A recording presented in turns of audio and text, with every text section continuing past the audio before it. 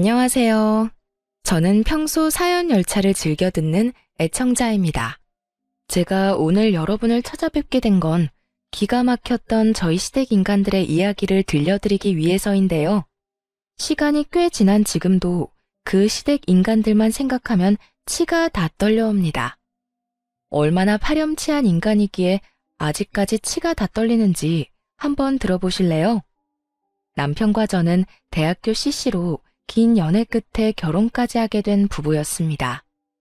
남편에겐 형이 있었는데 시댁에선 그놈의 장남 사랑이 말도 다 하지 못할 만큼 심한 집이었어요.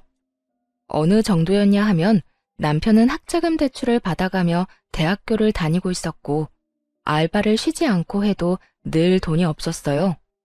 그렇다 보니 하고 다니는 행색 역시 변변치 못했기에 저는 당연히 남편의 집이 가난한 줄만 알고 있었죠. 그런데 저의 예상과는 달리 시댁의 형편은 꽤 괜찮은 편이었지만 그 모든 지원을 장남인 시숙에게만 쏟아붓고 있는 상황이더군요. 그러니까 한마디로 남편은 관심 밖의 자식이었던 것이었죠. 처음부터 이토록 차별이 심했던 건 아니었다고 하더군요. 우리 엄마, 나 어릴 때만 해도 나한테도 꽤 잘해주셨어. 초등학교 들어가기 전까진 말이야. 내가 초등학교 들어가기 전에 아버지가 돌아가셨거든? 대장암이었는데 잘 이겨내신다 싶더니 갑자기 돌아가셨어. 그 뒤로 엄마는 형한테 우리 장남, 우리 집 기둥 하면서 의지하기 시작하더니 어느 순간부턴 형만 신경 쓰기 시작하더라고. 뭐 섭섭하지 않았다면 거짓말이지만 그 덕에 내가 생활력 하나는 끝내주잖아. 이렇게 말하며 웃는 남편을 보며 참 마음이 아프더라고요. 이렇듯 남편이 혼자 벌어 학교를 졸업하는 사이 시숙은 그야말로 엘리트 코스를 밟으며 아르바이트 한 번 하지 않고 유학까지 다녀온 상태였죠. 신문은 입만 뗐다 하면 장남이라는 이유로 시숙을 치켜세우기 바빴고요. 연애하는 내내 비교당하고 없는 사람 취급당하는 남편을 보며 안쓰러운 마음이 듦과 동시에 더욱 남편을 사랑하게 되었고 전 이런 남편의 사정을 숨김없이 친정에 알리고 결혼을 하고 싶다고 했습니다. 아빠, 나 그 사람 행복하게 해주고 싶어. 내가 그 사람 곁에서 진정한 사랑이 뭔지 알려주고 싶어. 그러니까 허락해줘. 우리 딸이 이렇게까지 말하는데 당연히 허락해줘야지. 아빠는 우리 딸 안목을 믿는다. 네가 이렇게까지 말하는 데는 그만한 이유가 있을 거야. 고마워요, 아빠. 나 진짜 행복하게 잘 살 자신 있어. 그래, 네 이야기 들어보니 그 녀석 많이 외롭게 큰 것 같은데 사랑 많이 받고 자란 네가 많이 아껴주고 사랑해주거라. 부모님은 저를 믿는다며 결혼을 흔쾌히 허락해 주셨고 그렇게 저흰 결혼을 하게 되었습니다. 결혼을 할 때에도 시모의 차별과 상황은 변하지 않았어요. 시숙이 결혼할 때에는 가지고 있던 건물까지 처분해 아파트를 장만해줬다고 들었는데 저희가 결혼할 당시엔 시숙이 사업을 한다는 이유로 사업 자금을 마련해줘야 하니 여유 자금이 없다고 하더군요. 그래서 저희는 친정에서 보태주신 돈과 제가 모은 돈, 남편이 가지고 있던 돈 조금을 보태 집을 마련하고 신혼생활을 시작했죠. 물론 대출을 끼긴 했지만 우리만의 보금자리가 생긴 것에 만족하자며 서로를 보듬었고 남편은 그런 저에게 고맙다고 끊임없이 말해주며 더욱 가정에 충실한 가장의 모습을 보여주곤 했습니다. 그런 남편에게 제가 결혼을 하며 당부한 것이 있었어요. 자기야, 나 자기랑 결혼할 거야. 그런데 이거 한 가지는 꼭 지켜줬으면 해. 그게 뭔데? 돈 관리는 내가 할게. 돈 관리? 그래, 그렇게 해. 그게 뭐 힘든 일이라고. 그런데 이유가 뭐야? 내가 보니까 자기 집으로 다달이 용돈 주는 거 너무 과하다 싶더라고. 당신 성격상 결혼했다고 해서 그 용돈 딱 끊지도 못할 것 같고. 그렇다고 그 돈을 결혼하고 나서도 계속 줄 순 없는 노릇이잖아. 우리 대출금도 갚아야 하고 적금도 들어야 하는데 말이야. 그래서 내 핑계를 대라고 내가 관리한다는 거야. 어머님이 앞으로 용돈 이야기 꺼내시면 돈 관리는 내가 한다고 하면서 나한테 다 넘겨. 내가 알아서 할 테니까. 그런 거라면 난 싫어. 내가 우리 엄마 성격 잘 아는데 당신한테 분명 좋은 소리 안 할 거야. 모르긴 몰라도 당신 못 살게 굴 텐데 내가 그 꼴을 어떻게 보고 있어? 괜찮으니까 그냥 보고만 있어. 자기는 보고만 있는 게 도와주는 거야. 나 몰라? 내가 돈을 깔고 앉아 있어야 우리 가정이 비로소 평화로워지는 거라고. 그러니까 당신은 내가 도와달라고 할 때까지 그저 지켜만 봐. 끝까지 반대하던 남편은 경제권은 모두 저에게 넘기겠지만 모든 화살은 저에게 넘기지만은 않겠다며 이젠 가정도 생겼으니 할 말은 하고 살겠다고 하더군요. 그렇게까지 하겠다는데 제가 뭐라고 하겠어요? 나쁜 짓을 하겠다고 하는 것도 아니고 제가 힘들까봐 직접 나서겠다는데 그저 우리 남편 많이 컸다며 엉덩이 두들겨 주었어요. 그렇게 저와 남편은 더욱 단단해졌고 제가 예상한 대로 시모는 확 줄어든 용돈에 불만을 가지며 연락을 해오더군요. 아가, 이번 달 용돈 잘 받았다. 그런데 돈이 좀 모자라더구나. 내가 이때껏 얼마 받았는지 너도 잘 알지 않니? 아무리 장가를 갔다고 한들 이건 금액 차이가 너무 크구나. 난 이걸로 도저히 안 되겠으니 돈 좀 더 보내거라. 어머님, 제가 형님한테 들었는데 형님네도 30만 원 드린다면서요? 다른 사람도 아닌 집안의 기둥이자 장남도 30만 원을 드리고 있다는데 저희가 뭐라고 그 이상을 드리겠어요? 혹시 쓰다가 모자라시면 저희 말고 형님께 연락해서 더 달라고 하세요. 그간 많이 투자해 주셨는데 용돈 좀 더 드리는 게 뭐가 힘들겠어요. 시모는 그동안 남편에겐 꼬박꼬박 100만 원씩 받아갔으면서 온 재산을 쏟아부은 시숙에겐 용돈 한 푼 받지 못하다가 시숙이 장가를 가고 나서야 30만 원씩 받고 있다는 사실을 형님에게 듣게 되었죠. 그래서 저 역시 시모가 다른 소리 하지 못하게 30만 원만 드렸던 것이었고요. 틀린 말이 하나 없는 제 말을 들은 시모는 괜한 짜증을 내곤 전화를 끊어버리더군요. 너흰 그런 이야기까지 주고받니? 네 참, 며느리 둘이서 별말을 다 주고받는구나. 끊어라. 기분 나빠서 너랑 더는 통화하고 싶지 않구나.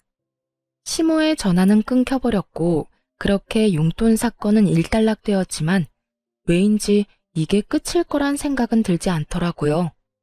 도리어 시작일 수도 있단 싸한 기분마저 드는 것이 불안한 생각을 지울 수가 없었어요.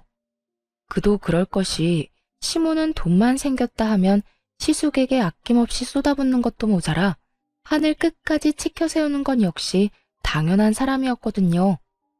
하지만 시댁에서 필요로 하는 더러운 일, 힘쓰는 일 등 온갖 잡일은 저희 남편만 불러 시켜대기 일쑤였죠. 그럴 때마다 하는 말은 늘 같았어요. 네 형은 큰 사업하느라 바쁘지 않니?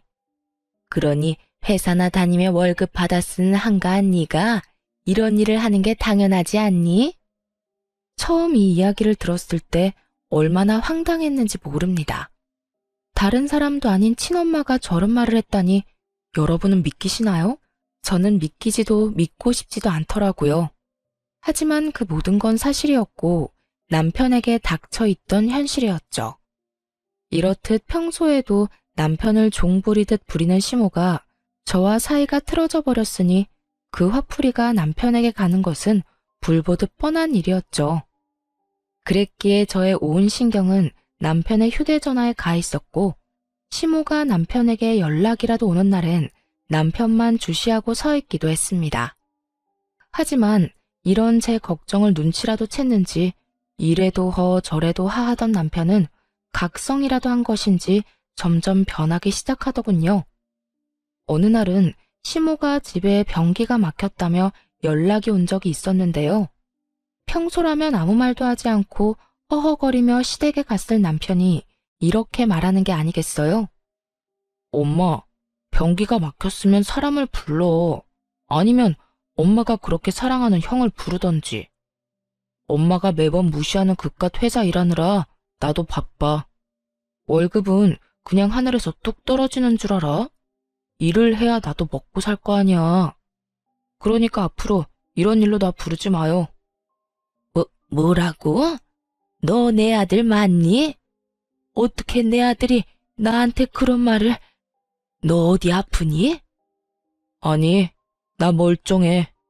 그리고 내가 좀 알아봤는데 알아보니까 사람 불러서 변기 뚫는 거 얼마 하지도 않더라. 돈 없으면 형한테 달라고 하던가. 그만큼 투자했으면 그 정도는 달라고 할 수 있잖아. 이런 말을 할 정도로 남편은 변하고 있었고 더는 제가 걱정할 일은 없어 보였어요.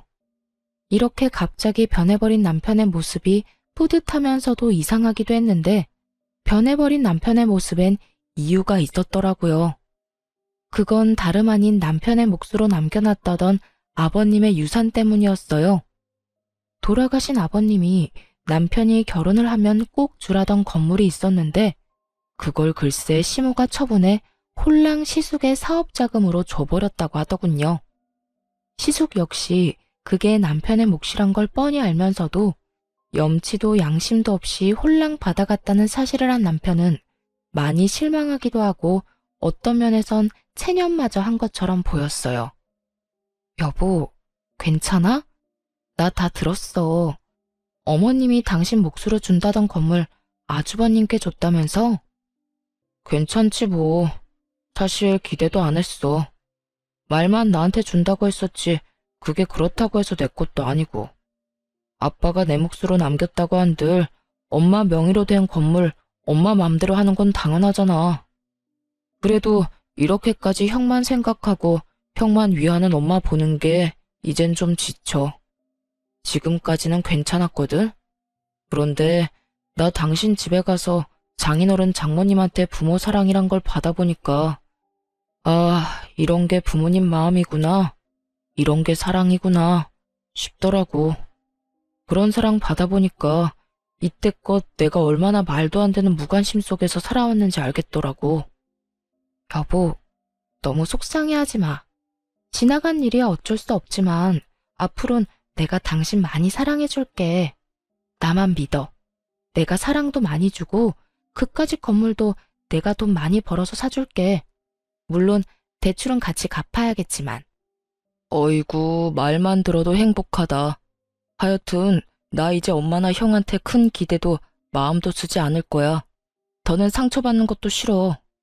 앞으론 나 자신하고 당신만 생각하고 할 말도 다 하고 살 거야. 그러니까 이제 당신이 내 뒤에 숨어. 내가 지켜줄 테니까. 든든하다, 우리 신랑. 앞으로 우리 힘내자.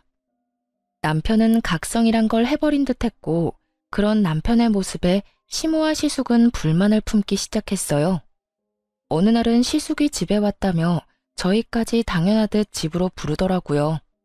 시댁으로 갔더니 형님은 친정에 일이 있어서 오지 못했다고 했고 시숙과 시모만이 저희를 기다리고 있더군요. 저녁을 먹자고 해놓고선 재료 준비는커녕 준비할 의지도 보이지 않는 시모를 보며 전 체념을 하고 주방으로 들어가던 그때였어요. 주방으로 들어가는 저를 잡아세운 남편이 시모에게 이렇게 말하더군요. 엄마, 저녁 먹자고 부른 거 아니었어? 그렇지. 시간이 몇 시인데 저녁 먹자고 불렀지. 점심 먹자고 불렀겠어? 시모는 고개를 갸우뚱하며 남편이 그런 질문을 하는 의도를 전혀 모르겠다는 듯 대답했고 남편은 그런 시모를 보며 더욱 화가 난다는 듯 날이 선 목소리로 말하더군요. 그런데 왜 아무것도 없어? 엄마 말대로 지금 시간이 7시가 다 돼가는데 일하는 사람들 불러놓고 아무것도 해놓은 게 없으면 뭘 어떻게 먹자는 거야? 뭘 어떻게 먹긴. 지금부터 우리 며느리가 차리면 되잖아. 아가, 들었지? 벌써 7시가 다 돼간다. 얼른 차리려무나. 우리 장남은 적어도 7시 30분 전까진 밥 먹여야 하니까 서둘러. 제가 무슨 시댁 파출부도 아니고 이게 무슨 상황인가 싶더라고요. 제가 노는 사람도 아니고 퇴근하고 급히 왔는데 시간까지 정해주며 제 남편도 아닌 시숙을 위해 밥을 차리라고 하니 체념됐던 마음에 화르르 분노의 불씨가 커진 듯 이건 아니란 생각이 들었어요. 남편 역시 이런 시모의 태도에 적잖게 화가 난 듯 시모의 말에 반발하고 나서더군요. 엄마, 이 사람도 이래. 이 사람도 지금 퇴근하고 바로 오는 길이라고. 그런 사람이 왜 여기까지 불려와서 형 밥상까지 차려야 해? 그거야, 당연히 우리 집에 시집 온 내 며느리니까 그렇지. 그리고 너 말 진짜 웃기게 한다. 형 밥상이라니. 네 마누라가 밥상 차리면 다 같이 먹는 거지. 우리 장남 혼자만 먹니? 넌 가만히 있어서 뭐하니? 우리 장남 7시 30분 전까진 밥 먹여야 한다는 말 못 들었어? 엄마, 이 사람 이 집 종노릇이나 하려고 나하고 결혼한 거 아니야. 그러니까 앞으로 가족끼리 식사 자리를 가지려거든 밖에서 외식을 하든지, 그게 아니라면 이 사람이랑 나는 부르지도 마. 엄마가 이 사람한테 이런 식으로 대하는 거 나 싫고 불편해요. 남편이 이렇게까지 말하자 시모는 기가 막힌 듯 남편을 쳐다봤고, 그때까지 가만히 있던 시숙이 자리에서 벌떡 일어나더니 호기롭게 남편의 뺨을 날려버리더라고요. 너 엄마한테 말버릇이 그게 뭐야? 네 눈엔 힘든 네 마누라만 보이고 나이 드신 엄마는 보이지도 않아? 시숙은 남편을 향해 비난을 쏟아내기 시작했고, 전 그런 시숙 앞을 막고선 시숙에게 한마디 하기 시작했어요. 아무리 이 사람 말이 과했다고 해도 다 큰 동생 때리는 건 아니죠. 그리고 이 사람 말 중에 틀린 말이 뭐가 있나요? 제가 이 집에 아주버님 밥이나 차려주려고 시집 온 건 아니잖아요. 그렇게 밥이 드시고 싶으셨으면 형님을 친정에 보낼 게 아니라 여기다 불러서 밥상을 차리라고 했어야죠. 재수씨가 낄 자리는 아닌 것 같은데요. 제가 왜 낄 자리가 아닌가요? 방금 아주버님이 때린 사람이 제 남편인 거 잊었어요? 앞으로 제 남편이랑 할 이야기 있다면 저한테 하세요. 제가 이렇게 따지고 들자 시모가 저에게 노발대발 화를 내기 시작하더라고요. 네가 감히 누구한테 소리를 질러? 우리 장남이 보통 장남인 줄 알아?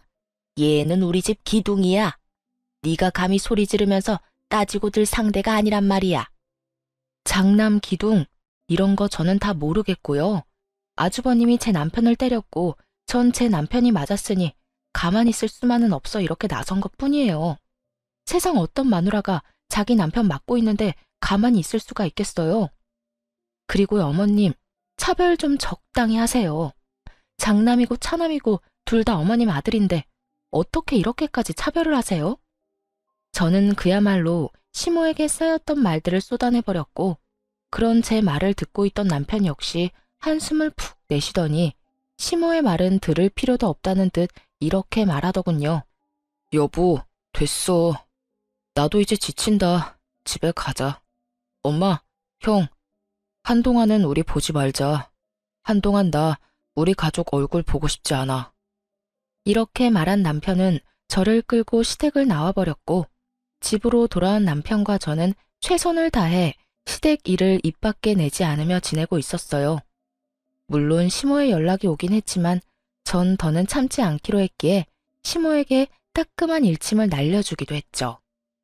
너는 어떻게 그렇게 가고 연락 한 통이 없니? 이렇게 어른이 먼저 전화를 해야 하는 게야.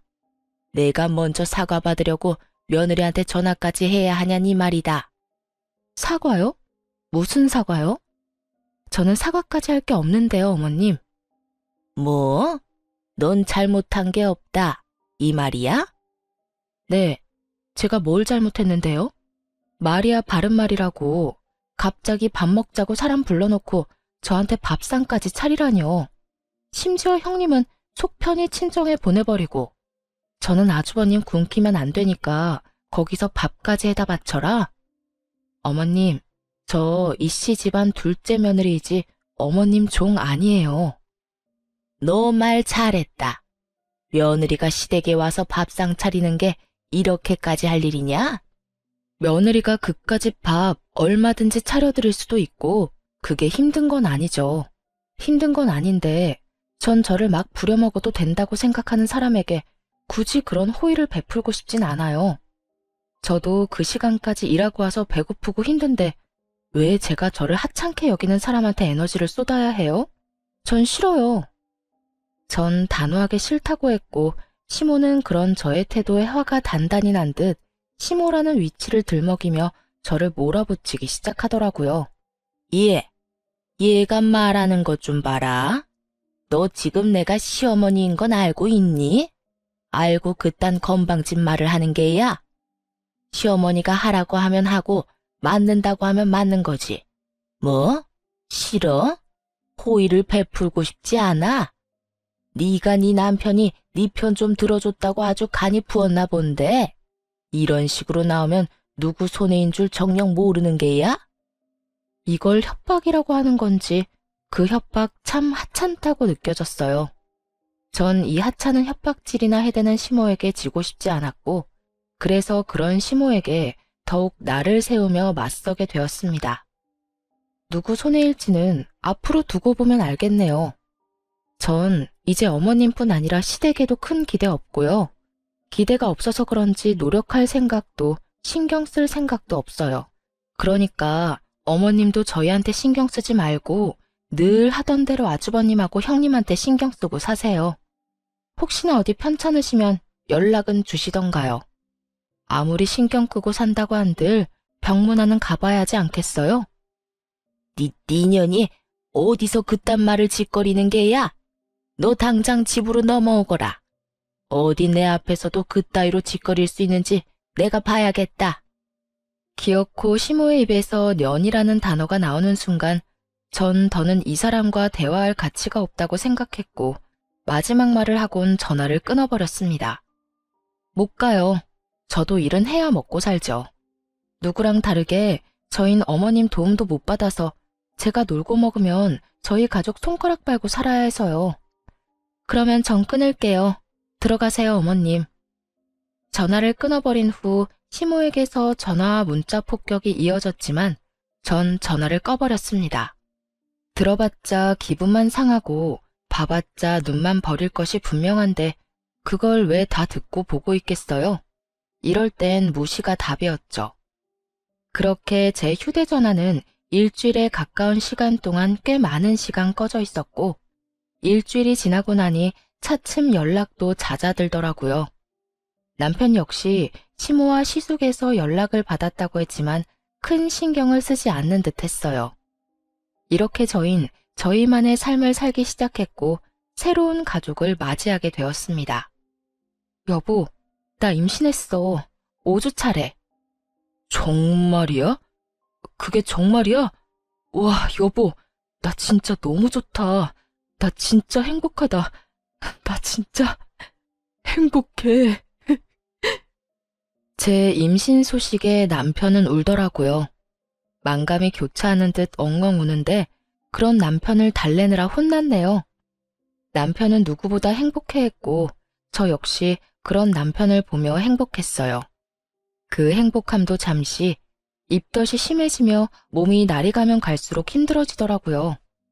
제가 힘들어하니 남편 역시 제 걱정에 회사 일에 집중을 못하고 있었고요.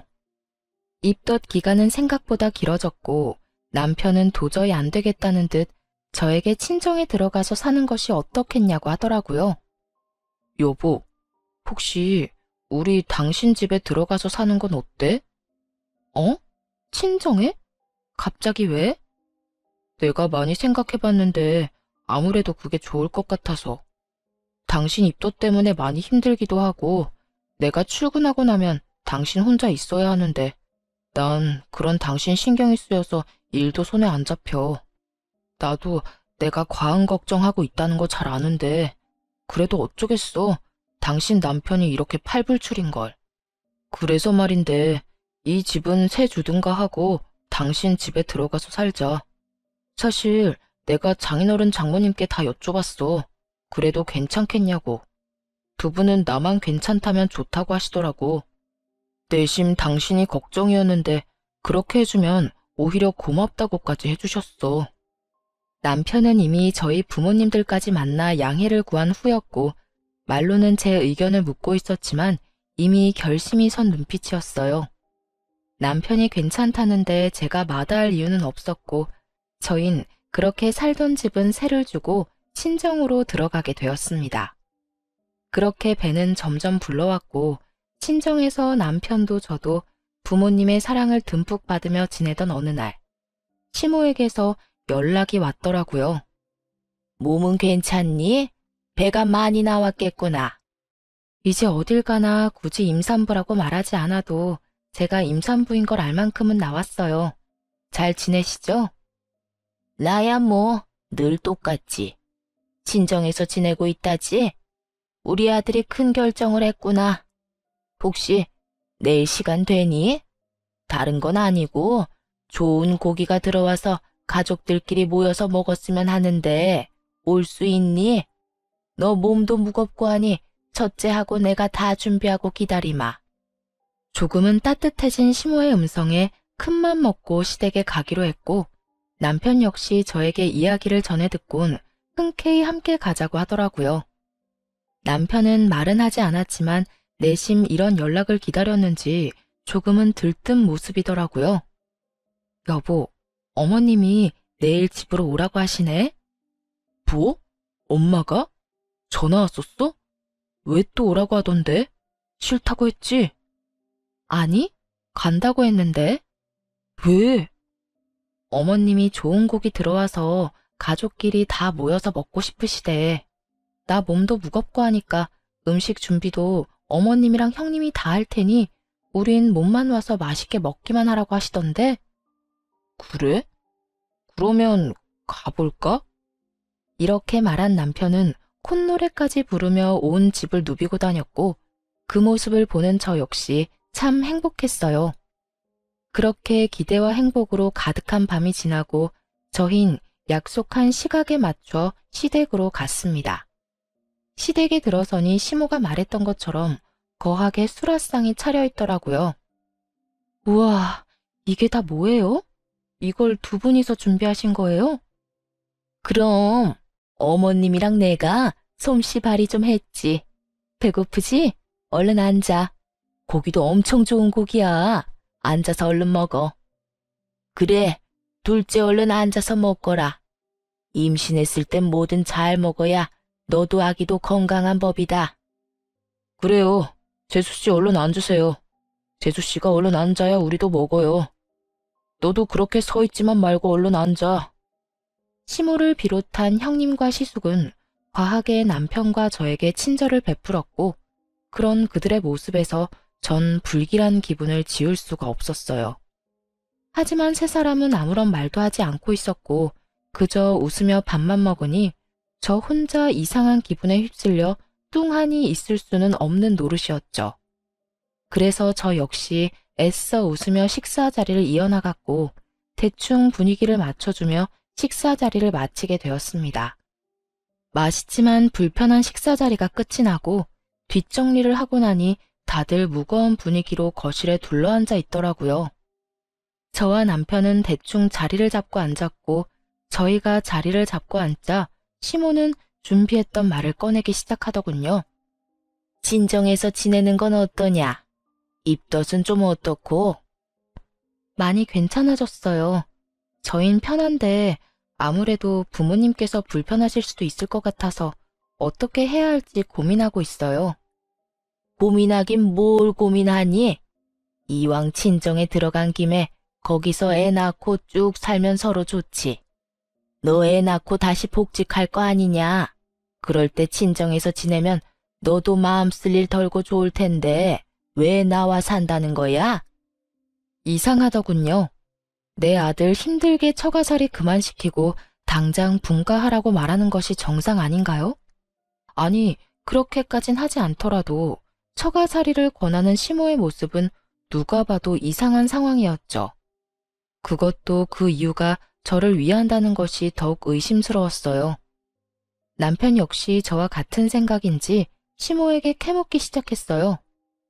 엄마, 솔직히 말해봐. 무슨 일 있어? 무슨 일은? 일이 있을 게 뭐가 있어? 아니야. 엄마 무슨 일이 있어. 그렇지 않고서야 엄마가 이렇게까지 처가살이를 등 떠밀 리가 없잖아. 나 처음 처가에 들어가서 산다고 했을 때 엄마가 무슨 말까지 했는지 기억 안 나? 처가 들어가서 살면 인연 끊는다며? 부모는 하나도 챙기지도 않고 마누라만 챙기고 생각한다고 나보고 등신이라며. 그런 사람이 갑자기 왜 이래? 남편의 말에 시모는 잠시 망설이는가 싶더니 이내 검은 속내를 드러내기 시작했어요. 그래, 기왕 이렇게 된 거 솔직하게 말하마.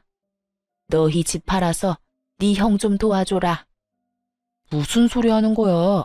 우리 집 판 돈을 왜 형한테 주라는 거야?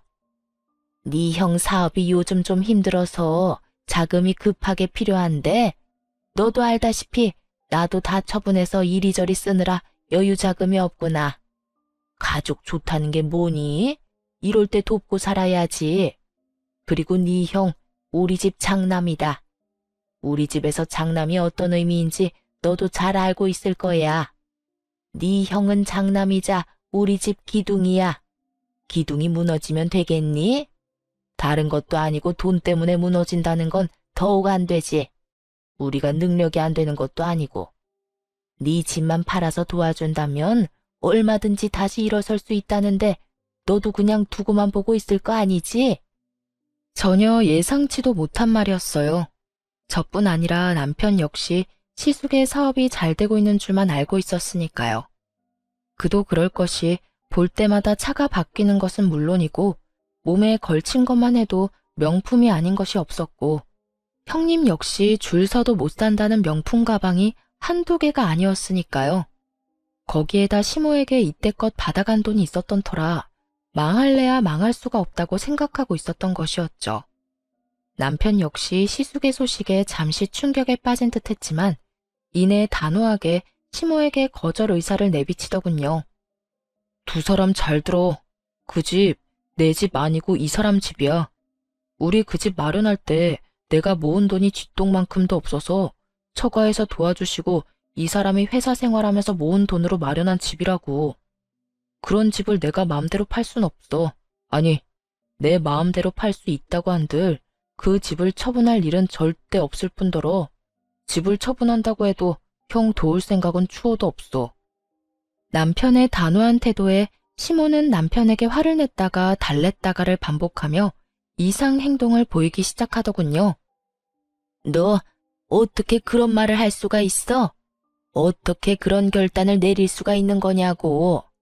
네 형인데 네가 돕는 건 당연한 일 아니니?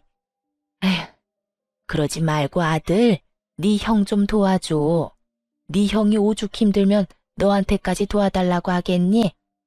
어렵게 꺼낸 말인데 단칼에 거절하지 말고 잘 좀 생각해봐. 100번, 1000번을 생각해도 내 생각은 같으니까 더는 이런 이야기는 꺼내지도 마.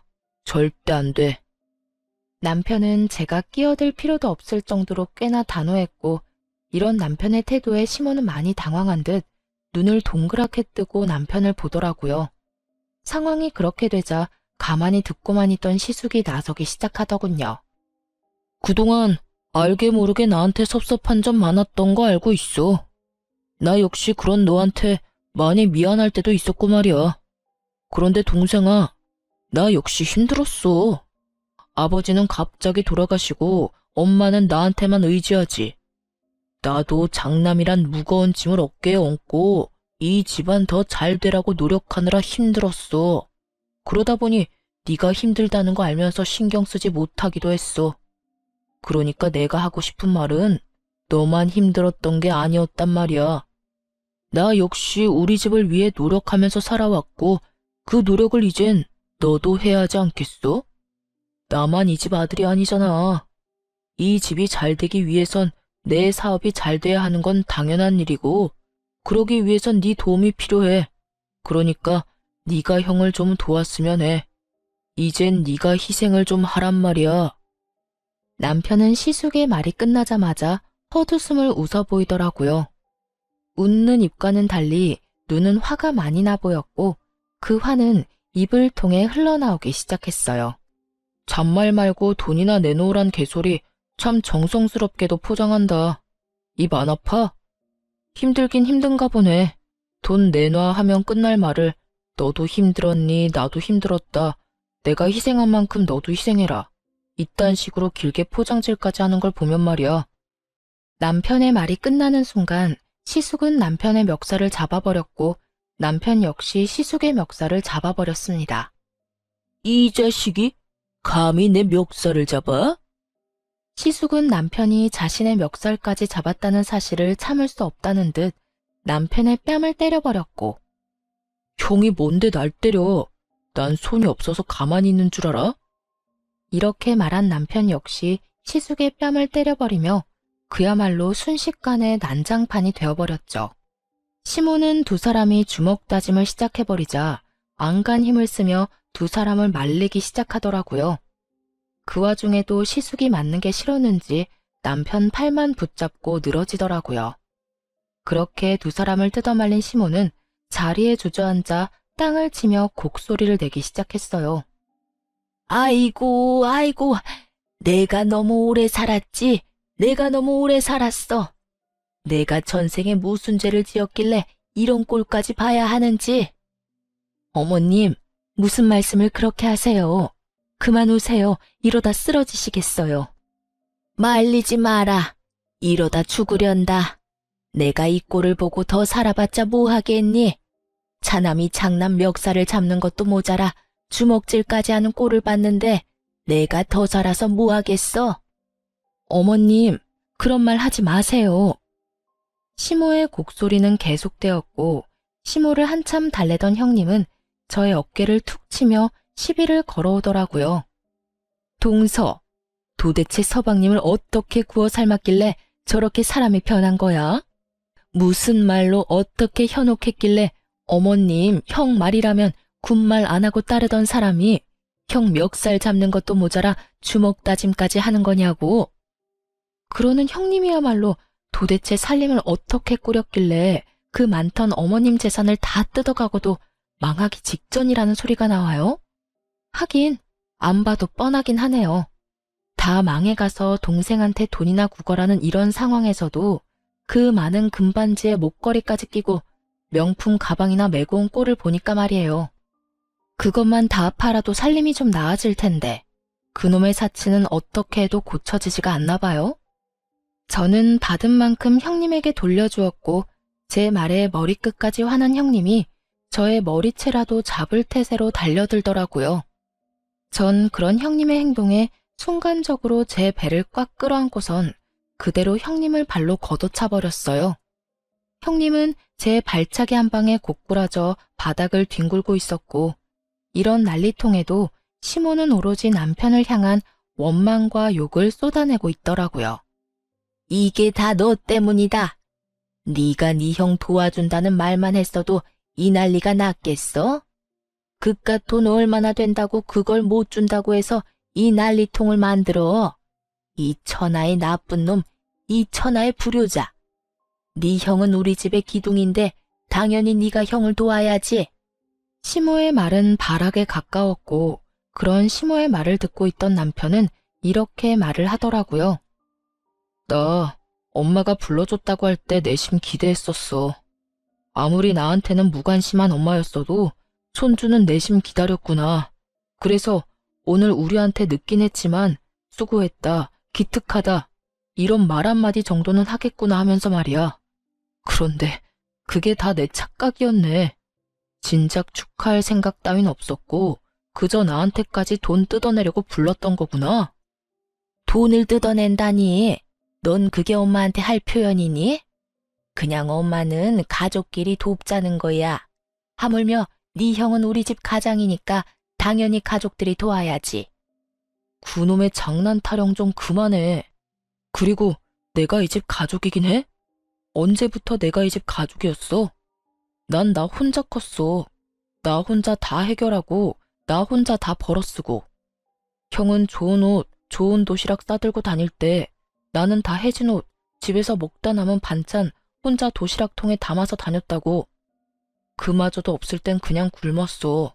그런데도 내가 가족이야? 누가 그러고 다니라고 했어? 도시락 그까짓 거 싸달라고 하지 그랬어. 엄마, 다른 엄마들은 싸달라고 하기 전에 다들 싸줘. 그렇지 않으면 자기 자식은 쫄쫄 굶어야 하니까. 아, 다 됐어. 다 됐고. 앞으로 저 이 집이랑 무관한 사람으로 살 테니까 다신 연락하지 마세요. 아니, 애초에 없는 사람이다 하고 살아요. 지금까지 그래왔던 것처럼. 제가요, 그래도 마지막으로 엄마를 위해서 한마디만 할게요. 형이 아무리 힘들다고 죽는다고 우는 소리에도 이 집은 넘기지 말고 죽을 때까지 가지고 있으세요. 이 집마저 형한테 넘기면 엄마 오갈 데 없어지는 건 물론이고 한평생 한 번도 해본 적 없는 고생 노후에 다 하게 될 테니까요. 여보, 가자. 저는 남편의 손을 잡고 시댁을 나와버렸고 그 후론 정말 시댁과의 연을 끊고 살았습니다. 한동안 남편의 마음은 뒤숭숭해 보였지만 일정 시간이 지나자 안정을 되찾아가는 듯 했어요. 아니, 도리어 좀 더 밝은 모습을 보이기도 했어요. 그러던 어느 날 잊고 지내던 형님에게서 연락이 오더라고요. 동서, 잘 지냈어? 저야 뭐 잘 지내죠. 그런데 무슨 일이세요? 그냥 어떻게 지내나 궁금하기도 하고 그냥저냥 전화해봤어. 나 이혼했거든. 이혼하고 나니까 동서 생각이 나더라고. 갑작스러운 이혼 소식에 좀 당황스럽더라고요. 다른 건 몰라도 형님과 시숙 사이는 때론 제가 부러울 정도로 좋았기에 더욱 의아하더군요. 이혼이요? 갑자기 이혼이라니, 왜요? 그게 결국 어머님 집까지 팔아서 새로운 사업을 시작했는데 그거마저 망해버렸어. 이것저것 손대는 거마다 망해버리니까 그 사람도 편해버리고. 나도 그런 남자 옆에서 고생하면서 살기 싫어서 이혼했어. 동서도 없는 마당에 어머님은 내가 모셔야 하는 건 불보듯 뻔한 일이고 난 아무리 남편을 사랑해도 시집살이는 살기 싫거든. 그래서 이혼했지 뭐. 들어보니 시숙은 결국 시모에게 집까지 요구하게 되었고 시모는 남편의 충고에도 불구하고 집까지 팔아 그 빌어먹을 장남의 사업 자금을 대주었던 것이었어요. 하지만 그 사업마저 결국 망해버렸고 시숙은 빚쟁이가 되어버렸다고 하더군요. 돈도 없는데 시모까지 모실 상황이 된 형님은 시숙을 버리기로 결정한 것이었죠. 어찌되었든 이혼하고 나니까 동서 생각 많이 나더라. 그동안 내가 미안했어. 이 말하고 싶어서 전화했어. 그러면 잘 지내. 그렇게 전화는 끊어졌고 그 뒤 시모의 소식이 들어오더라고요. 시모는 그나마 조금의 생각은 있었는지 방 얻을 정도의 돈은 따로 남겨뒀다고 하더군요. 그래서 그 돈으로 작은 집에 월세로 살고 있다는 소식을 들을 수 있었어요. 시숙은 빚쟁이에게 쫓겨다니느라 연락도 되지 않는 상태라고 하고요. 전 이런 소식을 남편에게 알릴까 말까 고민을 하다 남편에게 털어놓기로 했습니다.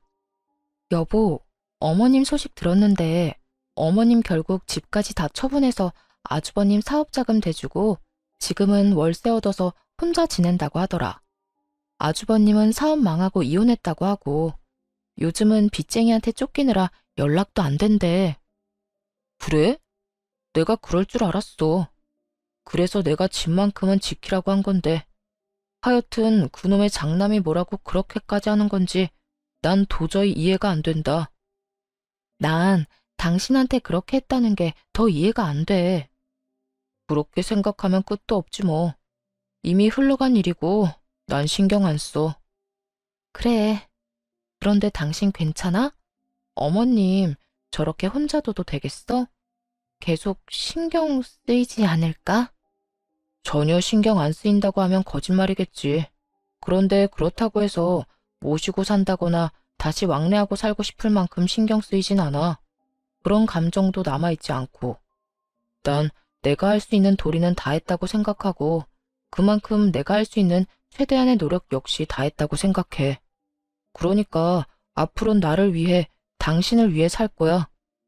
그래, 당신이 그렇다면 나도 신경 쓰지 않을게. 그래, 신경 쓰지 마. 우리 엄마 그렇게 약한 사람 아니야.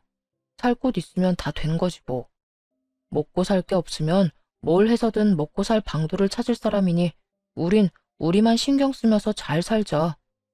그 후론 저희 시댁 이야기는 전혀 꺼내지 않았고 시간은 흘러 무사히 아기를 출산했습니다. 저흰 여전히 친정에서 지내고 있어요. 출산을 하고 아기가 밤낮 없이 울어대는 탓에 행여 부모님이 힘드실까봐 다시 나갈까 고민했었는데 이런 고민을 하고 있다는 사실을 안 부모님이 저의 앞으로 맞고 서서 이렇게 말씀하시더라고요. 나가긴 어딜 나가? 내가 우리 손주 앉는 날만 기다리며 너희 닭살 떠는 꼴을 보면서도 참고 살았는데. 그러게 말이에요. 너희 닭살 떠는 꼴이 보기 좋아서 참고 산 줄 아니? 다 우리 손주 품에 끼고 살려고 참을인 새기면서 참았어. 드디어 우리 손주가 이렇게 왔는데 어딜 쏙 데리고 나가려고? 아니, 저흰 장인어른 장모님 힘드실까봐 그렇죠. 저희야 여기서 계속 살면 좋죠. 아시잖아요.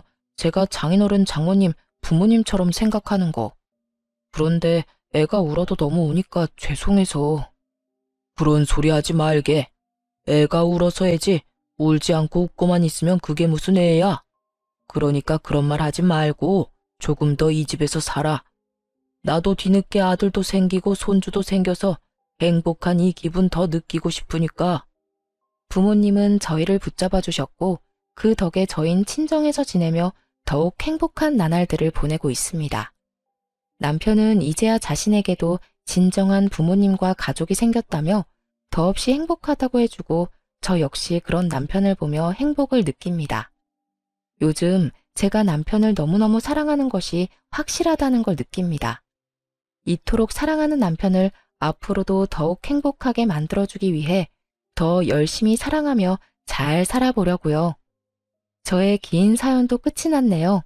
처음 사연을 쓰기로 마음먹었을 때 이런저런 생각이 많이 들었어요. 아무래도 부모와의 연을 끊는다는 것이 자랑할 만한 일도 아니고 듣기 좋은 이야기도 아니니 고민이 많이 되더라고요. 하지만 사연 열차에서 여러 사연들을 들으며 여러분이 그렇듯이 저 역시 깨달은 바가 컸기에 저도 용기를 내 사연을 쓰게 되었어요. 제 사연으로 누군가에게 깨달음까진 줄 순 없겠지만 저와 비슷한 일로 힘들어하시는 분께 다른 길도 있다는 걸 알려드릴 순 있을 테니까요. 부디 제 사연으로 누군가에겐 작은 용기라도 줄 수 있었으면 한다는 바람을 마지막으로 저는 물러가 볼게요. 저의 긴 사연을 끝까지 들어주신 모든 분들 감사합니다. 모두 행복하세요.